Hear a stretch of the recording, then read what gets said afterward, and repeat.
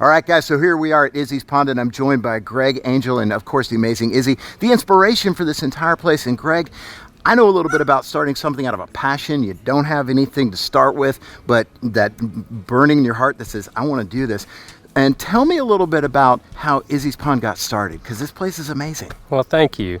About 8-9 years ago, we wound up getting our kids, Izzie and Shelby, 2 pet ducks to live on our pond. And one of them was attacked by a great horned owl. And there were no vets that were at that time that we knew of that were willing to care for it. So we nursed it back to health, and as time went on, a couple other people asked us to help them with their injured waterfowl, and one thing led to another, and now we're doing 1,000 animals a year. Well, I'll tell you what, as I look around here, I'm amazed at what you guys have your hands in and what you're doing. So you didn't come from a background in animals, and neither one of you are veterinarians, right? This has been something you've learned from other people and taught yourself.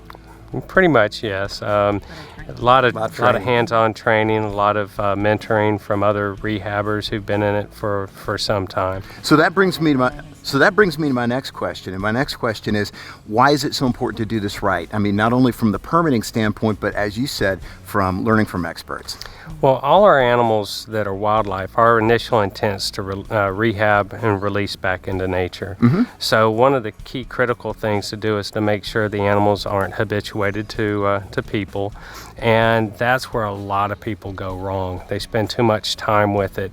So we have a very strict protocol so that when they're ready to go back into nature, they're as close to a wild animal as possible. I see. So number one, you want to make sure that you don't do more harm than the animal's already suffered. And number two, obviously, you don't want to get silver bracelets for breaking a local or state or even federal law by keeping an animal that you're not supposed to be keeping. Correct. So let me ask you one last question. I know that you have a lot of passion about wildlife rehabilitation, and obviously Izzie here is one of those future rehabbers. What advice would you give to somebody who's Izzie's age or even my age who says, you know what, this sounds cool, I want to get into this?